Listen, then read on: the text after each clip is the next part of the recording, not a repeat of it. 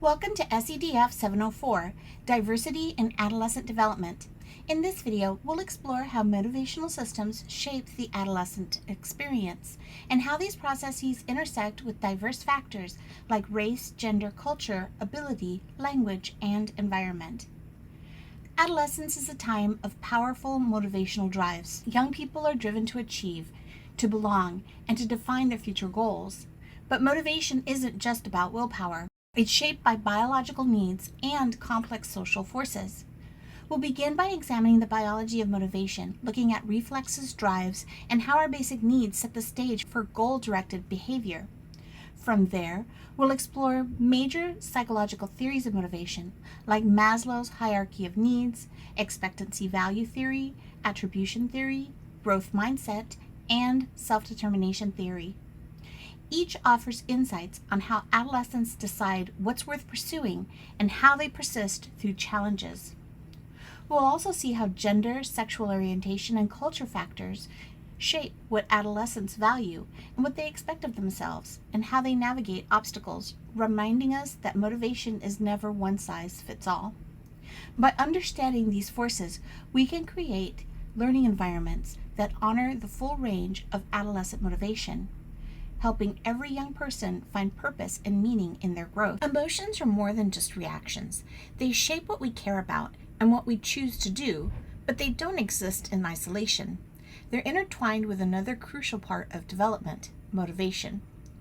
There's lots of terms that sound familiar, like reflexes, drive states, goals, and motivation.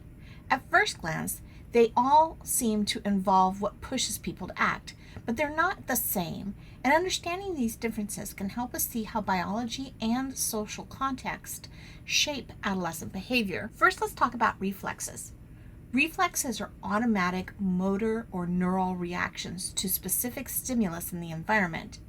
They're usually simple, quick, and don't involve conscious thought, like pulling your hand back when you touch something hot. Reflexes are governed in the more primitive centers of the nervous system, such as the spinal cord or the medulla, rather than the higher brain centers. For example, the knee-jerk reflex is when the doctor hits your knee and your knee might kick a little bit. This maintains balance when we're standing. The pupil contraction reflex, when the doctor shines a light in your eyes to see if your pupil gets smaller, that protects the retina from excessive light. Infants have several key reflexes that play a critical role in early development, like the rooting reflex, like touching the baby's cheek, and they turn their head and start to suck. That helps them feed. The Moro reflex, also called the startle reflex, when startled by a loud noise or sudden movement, babies will extend their arms and legs, then quickly bring them back in again. Reflexes are different than instincts, which are more complex patterns of behavior. Instincts are triggered by a broader range of environmental factors and involve the movement of the whole organism, requiring higher brain centers. Drives are internal states of tension or discomfort that arise from unmet biological or psychological needs. They motivate us to act in ways that reduce that tension and restore internal balance. From a nature perspective, drives are rooted in basic biological needs that keep us alive and healthy. The hunger drive is when the body lacks nutrients and we feel an internal push to find food. Or when we're thirsty, dehydration triggers a strong drive to drink water. If we're tired, we need sleep.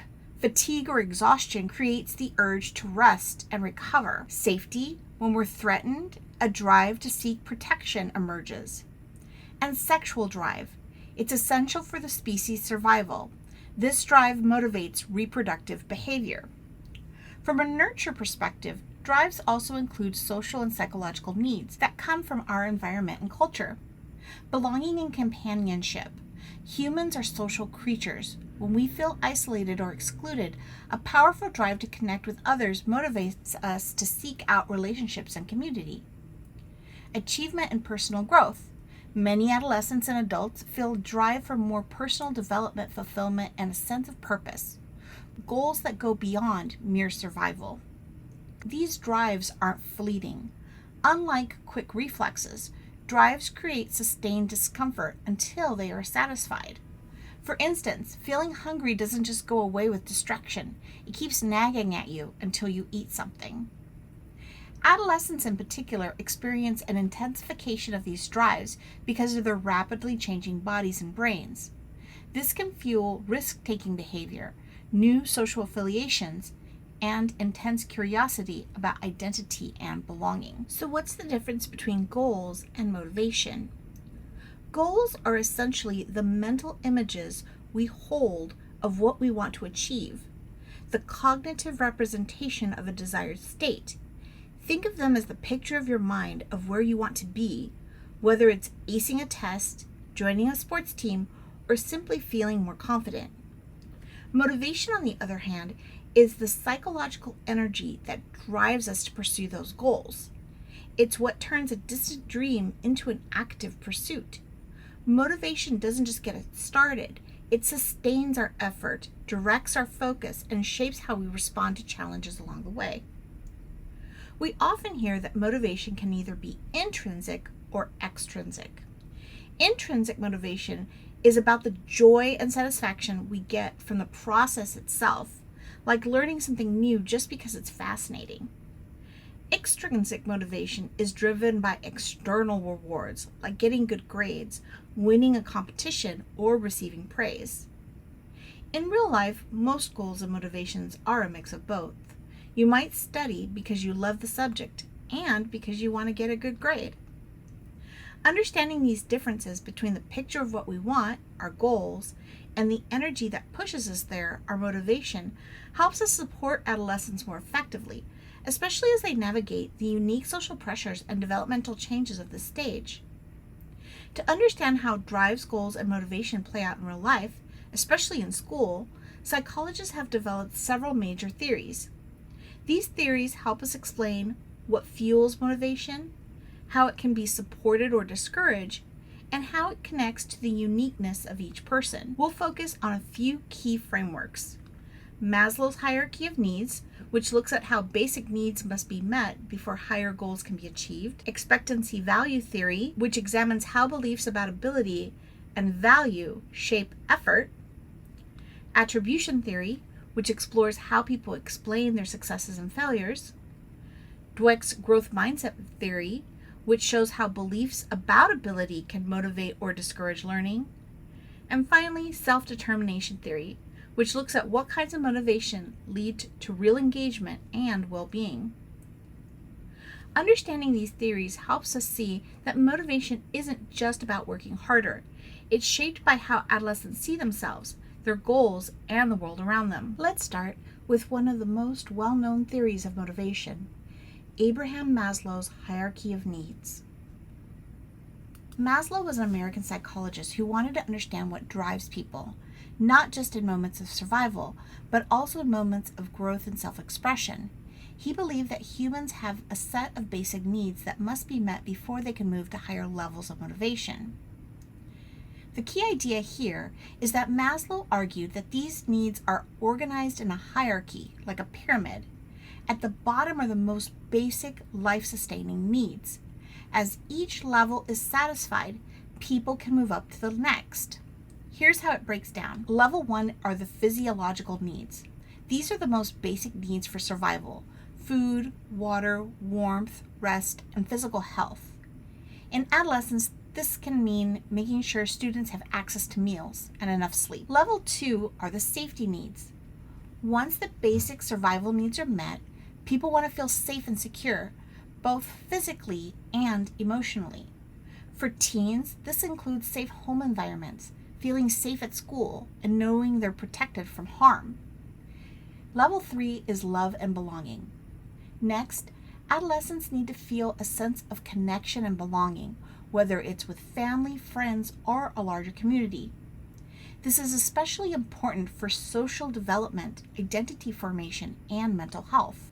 The next level, level 4, are esteem needs. As teens feel more connected, they want to feel valued and respected by others and by themselves. This includes recognition for their achievements and a sense of confidence in their own abilities. The highest level is level 5, self-actualization. At the very top is self-actualization, reaching one's full potential, pursuing meaningful goals, and living authentically.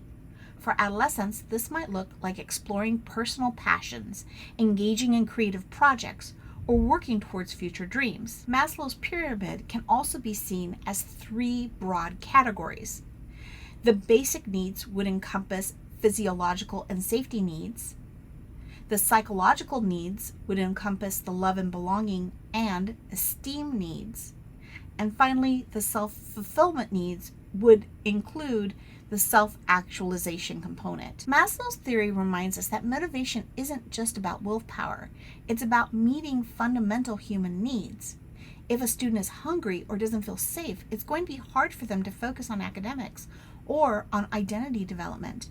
Recognizing where adolescents are in this pyramid helps us create learning environments that meet them where they are and support them to grow. While Maslow's pyramid is a powerful framework, it's also important to remember that much of the psychological research of his time was done in Western, individualistic societies. As a result, his model doesn't account for cultural differences in how people prioritize needs, or how collective, community-based needs might be more important than personal growth in some cultures. For example, in many collectivist cultures, belonging and social harmony might be just as important or even more important than individual self-esteem or self-actualization. This reminds us that while Maslow's framework can be helpful, it's not one-size-fits-all model. Clayton Alderfer, building on Maslow's work, offered a more flexible model called the ERG theory, which stands for existence, relatedness, and growth. Instead of a strict pyramid, Alderfer proposed 3 overlapping circles. Existence consisted of basic material needs, food, water, and safety. Relatedness dealt with relationships and social connections.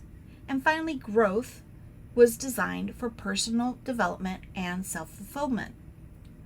Alderfer's model recognizes that these needs can overlap and they don't have to be met in a fixed or linear way.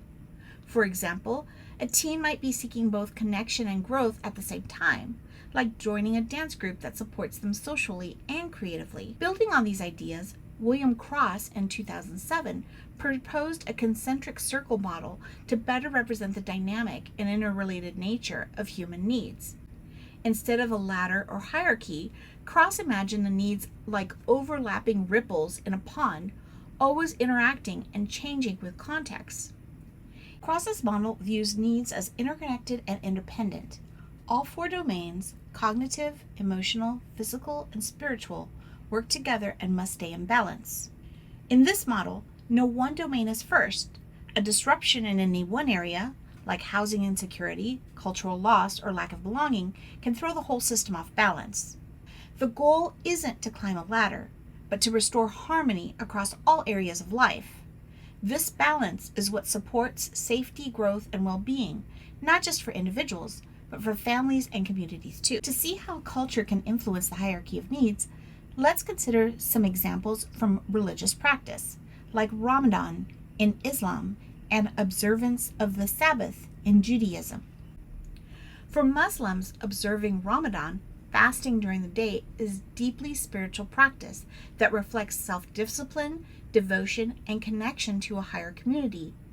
Even though fasting might challenge basic physiological needs like hunger, the practice fulfills higher level needs like spiritual growth, identity, and community belonging. Similarly, many observant Jewish individuals refrain from using electricity, driving, or even public transportation after sunset on Friday for observance of the Sabbath, even if this might compromise immediate safety in some contexts. For these individuals, the value of spiritual observance and identity as part of a faith-based community can take precedence over what Maslow might have called basic physiological or safety needs. These practices show that self-actualization needs like spiritual growth, cultural identity, and personal meaning can sometimes outweigh basic physical needs in the real world. And it challenges Maslow's idea that basic needs always have to be met first, and instead suggests that the importance of different needs can shift dramatically based on cultural context and personal value. When we think about motivation in diverse classrooms, it's important to remember that students' goals, drives, and even safety decisions may not fit neatly into a Western model of needs. Understanding these cultural and spiritual communities helps educators respect students' priorities and create a more inclusive, supportive environment. Now that we've discussed how culture and beliefs can sometimes elevate psychological and spiritual needs above basic physical needs, this reminds us that motivation isn't just about survival or pleasure. It's also about what we value and how we see ourselves in this world. This brings us to the foundational perspective on motivation, John Atkinson's Expectancy Value Theory. At its core, Atkinson's Expectancy Value Theory, or EVT, says that motivation is the product of two key beliefs: expectancy, the belief you can succeed at a task, and value, the importance or worth you place on that success. Atkinson's big insight was to formalize this relationship mathematically, suggesting that motivation is essentially the product of expectancy and value, M equals E times V.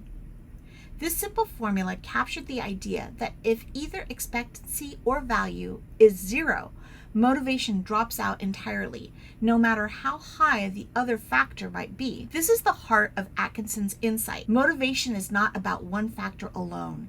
It's about a delicate balance between how much you believe you can succeed and how much you care about that success.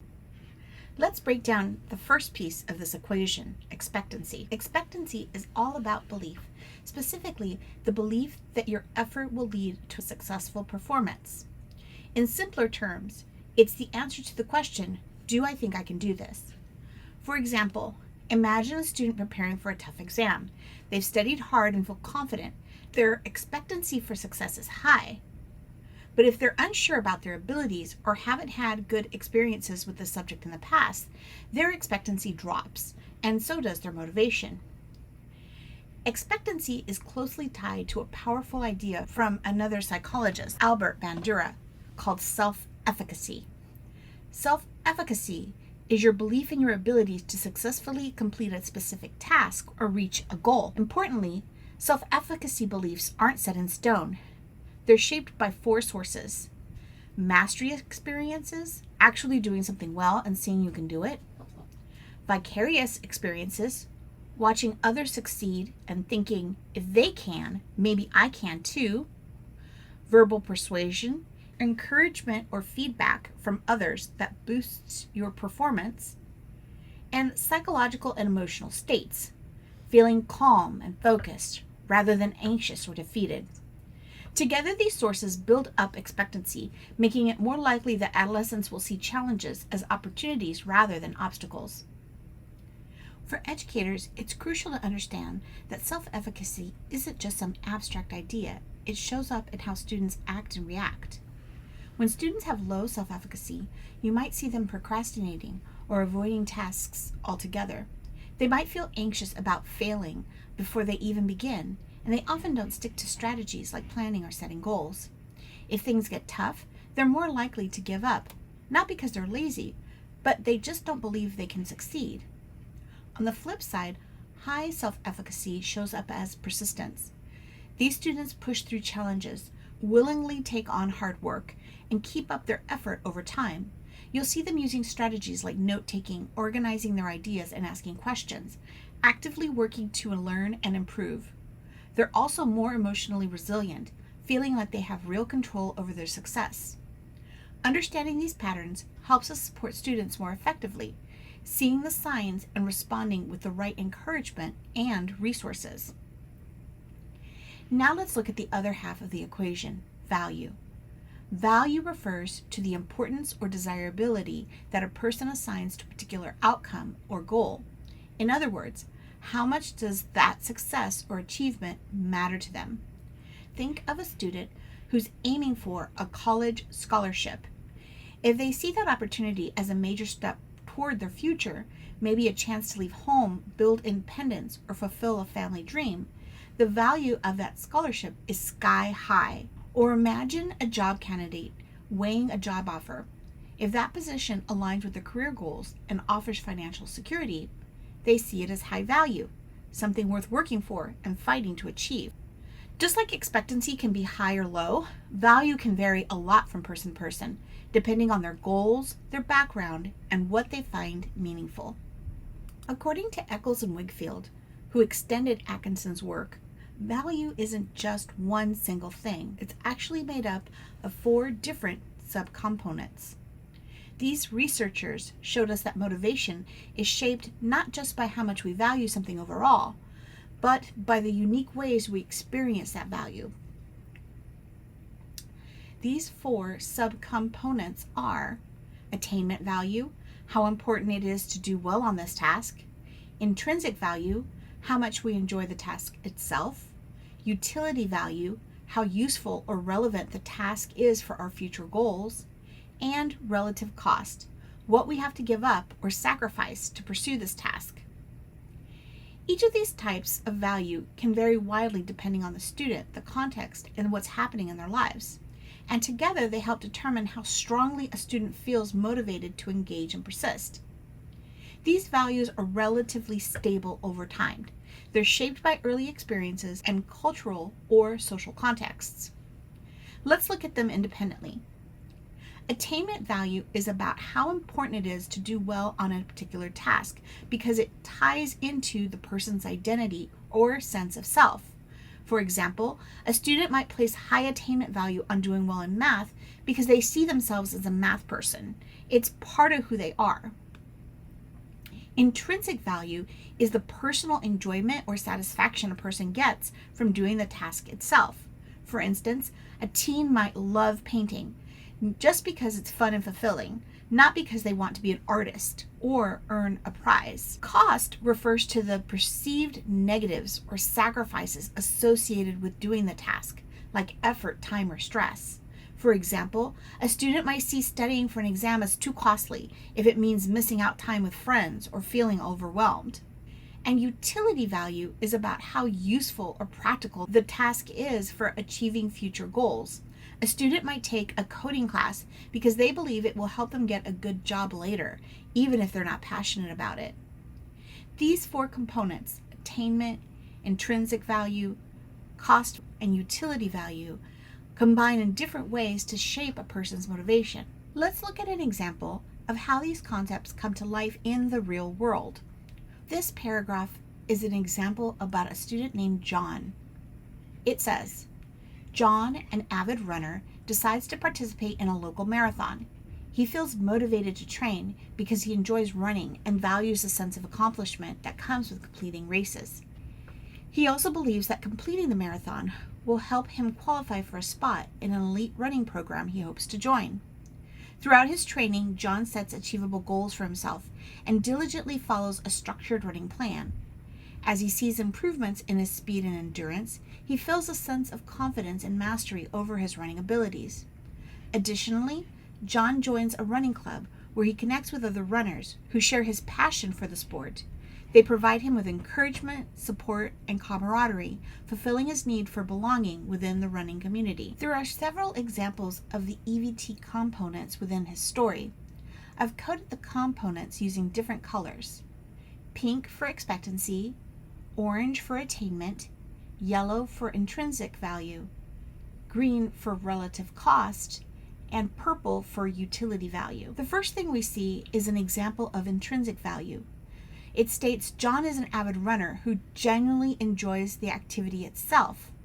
For him, running isn't just a means to an end, it's something he loves to do for its own sake. Next, we see an example of attainment value.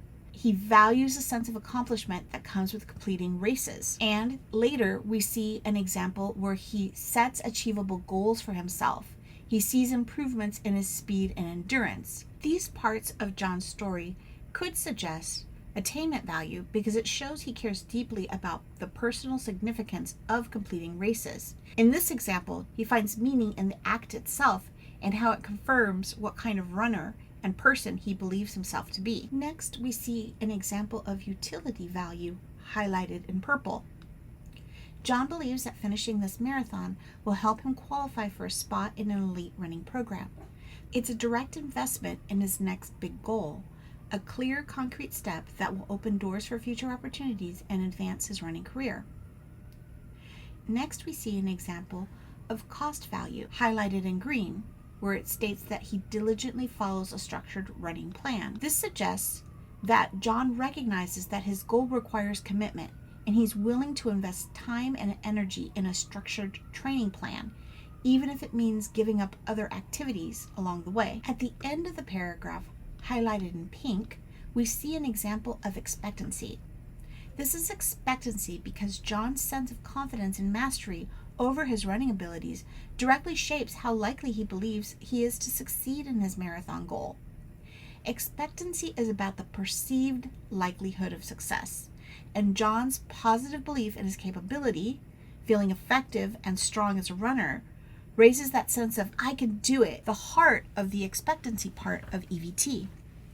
According to Atkinson, Wigfield, and Eccles, motivation emerges from the balance of expectancy and value. In John's case, it's not just that he feels confident in his running ability or that he loves to run and he's putting a lot of time and effort into this and he sees it as part of his identity. It's all these factors together.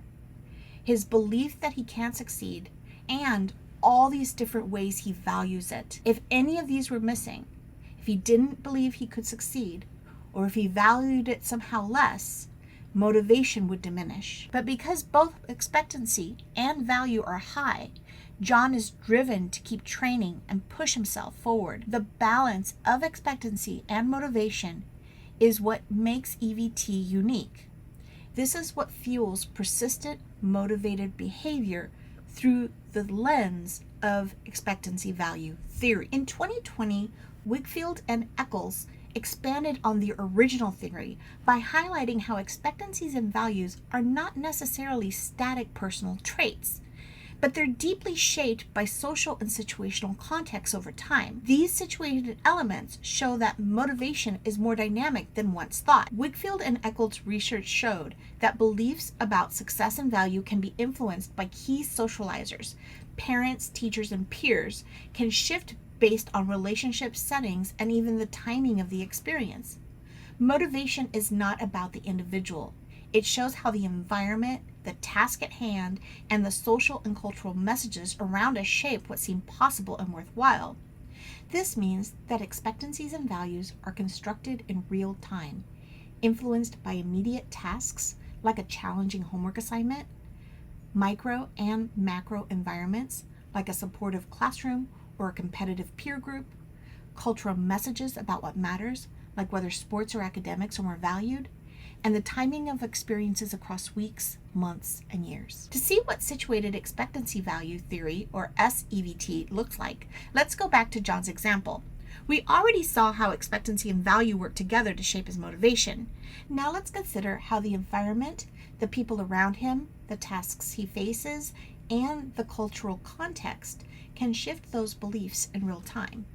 Here, I've underlined the section that could be considered situational. In John's story, a powerful example of situated motivation is how he connects with other runners who share his passion. Their encouragement, support, and camaraderie might make him feel like he belongs to the running community. This sense of belonging is a direct boost to his motivation, showing how relationships and social contexts can elevate expectancy and value. Beyond this particular story, situational factors can push motivation in many directions. Consider when John trains alone in bad weather. His expectancy might drop because it's more difficult to run in harsh weather. It's not that he doesn't see himself as a good runner and knows that he can do well. It's the situation, the bad weather, that is diminishing his expectancy. If he trains with a new coach who believes in his ability, perhaps his expectancy and his value can surge because he's got supportive context in these matters. If his cultural group views marathon running as prestigious, then his attainment value, how he sees his goal aligned with his personal identity, and his effort might rise. This is a macro cultural influence. If he were to injure his ankles, the relative cost of continuing suddenly skyrockets. It makes it more difficult for him to train because he will hurt himself. The cost is too high. His motivation levels will adapt to this new situational challenge. All of this reminds us that motivation just isn't what is in our heads. It's shaped by what's happening around us in real time and across settings. Situated EVT can help us see that motivation is dynamic and deeply linked to the environment. While EVT focuses on how beliefs in success and values motivate us, attribution theory asks a different question. When we succeed or fail, how do we explain it to ourselves? In other words, it's about the reasons we give for our own performance, our attributions. These explanations shape our future motivations and expectations. Attribution theory zooms in on how we interpret our successes and setbacks, whether we see them as a result of our own effort, our ability, the task itself, or even luck. The perspective is key to understanding why some adolescents persist after failure and while others give up. Attribution theory is all about the why. It looks at how we gather information about our performance and combine it to form explanations. These causal attributions don't just label the event, they shape how we feel about it and what we do next. Let's go back to where attribution theory began, Fritz Hayter. He's often called the father of attribution theory because he recognized something fundamental. Humans are like social scientists, constantly curious about the causes behind people's actions and behaviors. Hayter argued that we naturally look for explanations, whether those explanations come from inside the person or from outside of them. In other words, we sort causes into two main buckets: dispositional causes, internal factors that are under the person's control, like effort, intelligence, or personality, and situational causes, external factors beyond the person's control, like luck, chance, or an unfair situation. But how do we actually make these attributions? Attribution theory has a few core assumptions. First, people are driven to assign causes to behavior. They don't just see actions, they want to understand why things are happening. Second, these attributions aren't random, they're systematic. We use mental shortcuts or rules to make sense of behavior quickly and efficiently. And third, once these attributions are made, they shape how we feel about others and how we behave towards them, and they're surprisingly resistant to change. For example, if a student gets a low score on an exam, they or others might explain it in two very different ways. A dispositional cause would be, I'm not smart enough. A situational cause would be, the teacher graded too harshly. But Hayter also pointed out that we're not perfect social scientists. We're prone to errors in how we assign these causes. The fundamental attribution error is when we overemphasize dispositional causes and underestimate situational factors, especially when judging others. Meanwhile, self-serving bias flips it around. We take credit for own successes, but blame external factors for our failures. These insights from Hayter's work laid the foundation for how attribution theory has been applied to everything from education to relationships, helping us see how powerful our explanations really are.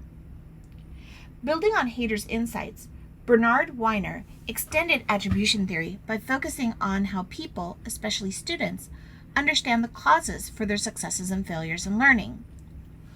Weiner's 3D model of attribution theory is especially relevant to education because it looks at the four key factors people often point to when they explain how well they did. Effort, how hard you tried. Luck, whether chance helped or hurt you. Task difficulty, how challenging the work was. Ability, your natural or learned capacity to do the task. But Weiner didn't stop at just naming these factors. He also asked, how do we organize these causes in our minds? He proposed three main dimensions. Stability.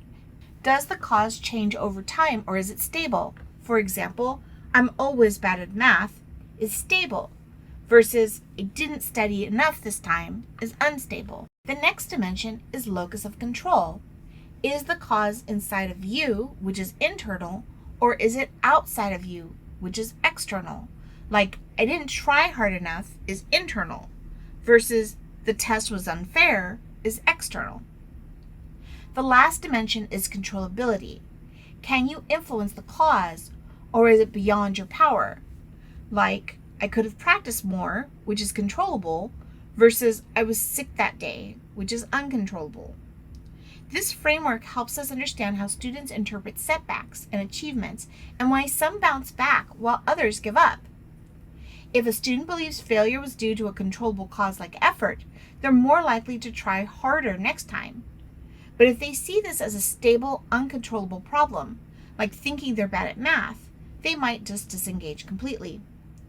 Weiner's model shows us how adolescents explain their experience matters just as much as the experience themselves. Let's go back and take another look at John's story, this time through the lens of attribution theory, specifically Weiner's model, which focuses on how people explain the causes of success or failure across 3 dimensions of locus of control, stability, and controllability. This time, the text is coded for attribution theory. Ability is coded in pink, effort is coded in orange, luck is coded in yellow, and task difficulty is coded in green. First, let's look at the examples of ability. An avid runner, and he sees improvements in his speed and endurance. He feels a sense of confidence and mastery over his running abilities. This reflects ability, an internal, relatively stable, and often uncontrollable factor. John sees part of his success as rooted in his natural capacity or skill or dedication to running. When students attribute performance to ability, especially in a positive way, it builds their self-concept and reinforces the expectation of future success. Next, effort. You see examples of effort in the phrase, he feels motivated to train because he enjoys running and values the sense of accomplishment, and John sets achievable goals for himself and diligently follows a structured running plan. Here we see strong evidence of effort, an internal, unstable, and controllable cause. John believes that his hard work and persistence lead to success. This type of attribution is motivating because it suggests that with more effort, more improvement is possible. And since effort can change, he stays engaged and adaptable when challenges arise. An example of task difficulty might be qualify for a spot in an elite running program he hopes to join. This speaks to the difficulty of the task, an external, stable, and typically uncontrollable factor. John recognizes that his goal is ambitious, but he isn't discouraged. Instead, he believes that effort and preparation can help him meet the challenge. That's a healthy attribution, acknowledging difficulty without losing motivation. The selection of text that is related to luck might be he joins a running club where he connects with other runners who share his passion. While this isn't explicitly framed as luck, the unplanned opportunity for finding support and encouragement from others may feel like a fortunate event, something external, unstable, and uncontrollable. This kind of attribution can enhance motivation if it feels like a lucky boost, not something random that undermines the role of effort or ability. John's attribution pattern is adaptive. He credits internal causes, ability, and effort that build confidence and persistence, and he recognizes external challenges, test difficulty, and luck, but they don't overwhelm his motivation. This balance helps explain why John keeps pushing forward. It's a great example of how causal explanations shape emotional reactions, future behavior, and long-term motivation. You might be thinking that attribution theory's focus on why we succeed or fail feels a lot like another well-known idea in motivation research, growth mindset. You're not wrong. In fact, growth mindset is often thought of as a special case within attribution theory because it zooms in on just one piece of that causal puzzle, whether ability is fixed or changeable. Mindset refers to the beliefs and attitudes that shape how someone sees the world and how they respond to challenges, setbacks, and success. It's about whether they believe that their abilities and intelligence are fixed or can grow. There are 2 main types of mindset. Fixed mindset, which is the belief that abilities and intelligence are largely innate and unchangeable. People with a fixed mindset might avoid challenges because they fear failure will reveal their limits. They might also give up easily when they struggle, thinking, I'm just not good at this. Growth mindset is the belief that intelligence and ability can be developed through effort, learning, and resilience. Those with growth mindset embrace challenges, see setbacks as opportunities to improve, and persist even when things get tough. Attribution theory gives us a menu of possible causes for outcomes, things like effort, luck, and task difficulty. It's a broad framework for understanding why things happen. Growth mindset, on the other hand, focuses specifically on beliefs about whether ability itself can grow. It's less about why something happened in the moment and more about how we see our potential for improvement over time. Let's use our example of John the marathon runner again to see how this looks like in practice. In John's story, we saw him setting goals and working hard because he believes he can improve his speed and endurance. That belief that he can get better, that's the heart of growth mindset. Growth mindset elements includes he believes that his effort, structured running plan, and setting goals will improve his performance, and he notices improvements and a sense of mastery, a key part of growth mindset thinking. His community also reinforces the idea that growth is possible, creating a supportive environment for change. In fact, there's no fixed mindset section in this paragraph. There's no mention of John seeing his abilities as static or unchangeable. Everything points to the idea that ability can grow through effort and practice. Let's compare this to self-determination theory, or SDT, a powerful way to understand intrinsic and extrinsic motivation. As mentioned previously, intrinsic motivation comes from within. It's driven by internal drives like our core values, personal interests, and our sense of morality.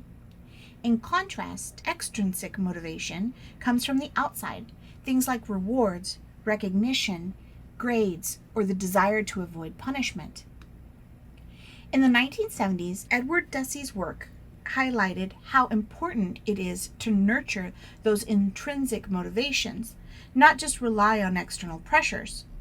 But it was in 1985 when Deci and Richard Ryan expanded these ideas on what we now call self-determination theory. SDT says that motivation isn't about what's on the inside or what's outside us. It's the dynamics between both. Motivation shifts in quality and sustainability depending on how well three basic psychological needs are met: autonomy, the need to feel in control of our own choices; competence, the need to feel capable and effective; and relatedness, the need to feel connected and valued by others. When these needs are met, motivation becomes stronger, more authentic, and more enduring, whether they're talking about classroom learning, personal goals, or navigating identity in adolescence. Let's break down the three psychological needs in SDT: autonomy, competence, and relatedness, to understand how they drive motivation. Autonomy is the need to feel that we're making choices that are truly ours. It's not about everything alone. It's about feeling like our actions align with our own values and interests. When adolescents feel autonomous, they're more likely to engage fully and persist in what matters to them. Competence is the need to feel effective in our actions. It's about understanding how to achieve our goals, mastering new skills, and feeling in control of outcomes. When adolescents feel competent, they're more likely to take on challenges and see setbacks as chances to grow. Relatedness is the need to feel connected to others. It's about forming secure, caring, and satisfying relationships, experiencing belonging and attachment in those social environments. For adolescents, the sense of connection is especially powerful. It helps buffer stress and fuels motivation to keep going. Let's go back to John's marathon story and see how it reflects the three core needs of self-determination theory. This time, the paragraph is coded using the three core needs of self-determination theory.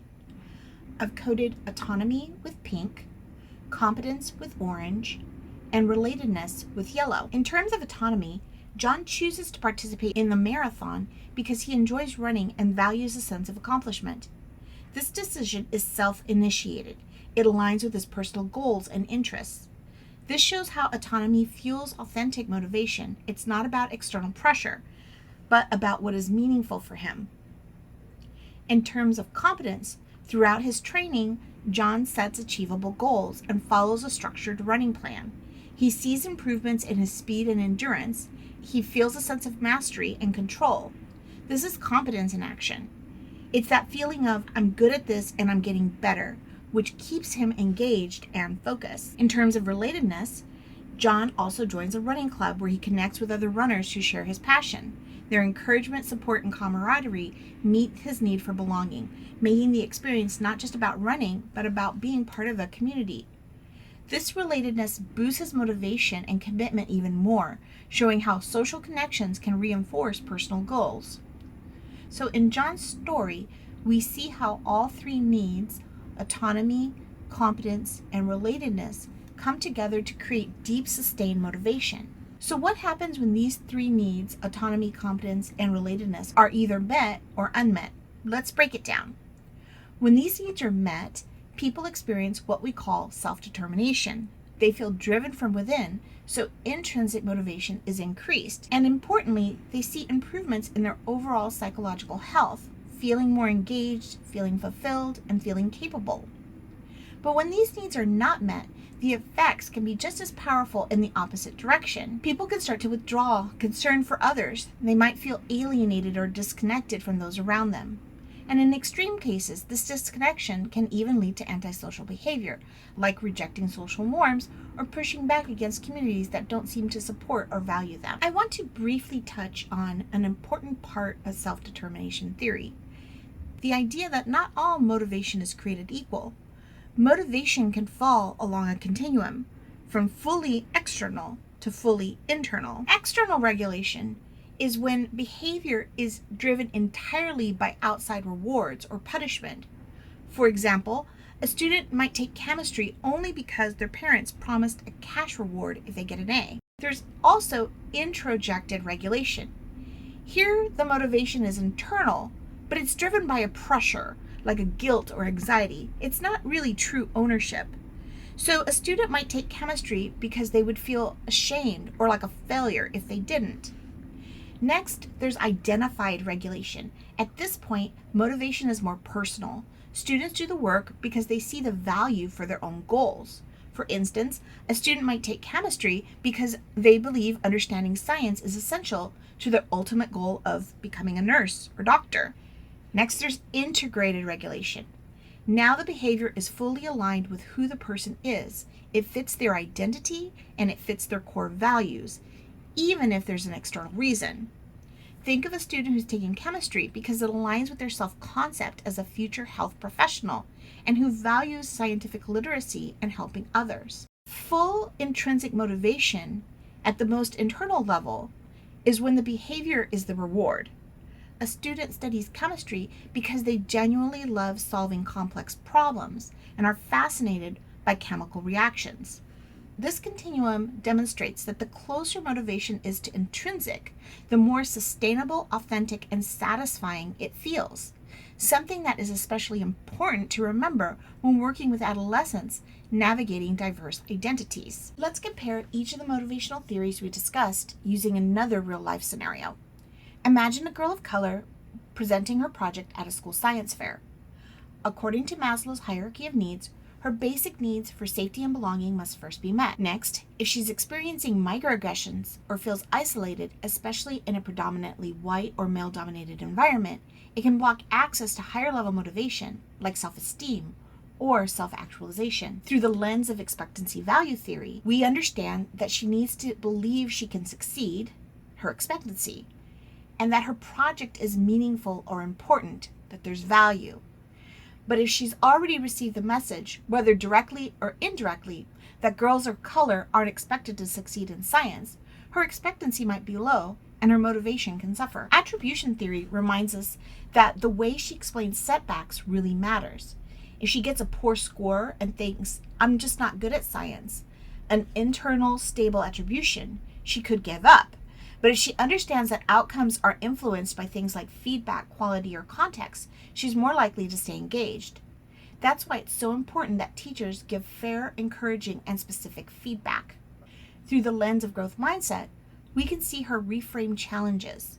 If she believes her abilities can grow through effort, she's more likely to persist, even when the process is hard or when others doubt her. Through the lens of self-determination theory, She'll thrive when all three psychological needs are met. Autonomy, she has a say in how her project is designed and presented. Competence, she feels like she's gaining real scientific skills. And relatedness, she feels supported, seen, and valued in the community. What's the key takeaway here? Motivation is not one size fits all. No one theory can explain it. When educators create spaces where students like this feel empowered, safe, and genuinely supported, a science fair isn't just an assignment. It becomes a powerful moment in their lives for growth and self-discovery. In this session, we explored how motivation shapes the adolescent experience, how it's driven by biological needs, social factors, and the desire for purpose. We broke down the differences between reflexes, drives, and goals, and motivation, and then looked at key theories of motivation, including Maslow's hierarchy of needs, Expectancy Value Theory, Attribution Theory, Growth Mindset, and Self-Determination Theory. We also considered how these theories explain real-world examples and how motivation is always shaped by identity and context, by the cultural messages, gender norms, and social environments that adolescents navigate every day. By understanding these dynamics, educators can create motivating, inclusive environments that help every adolescent find meaning and fulfillment in their journey. Thank you for taking the time to explore how psychological theory and diversity influence adolescent development. If you're in the course, make sure you check the syllabus and weekly announcements for updates and assignments. If you're just visiting, thank you for stopping by. I hope you'll check out other videos in this playlist or elsewhere on the Stats with Taurus channel. Wishing you the best in your educational pursuits. Until next time, ciao!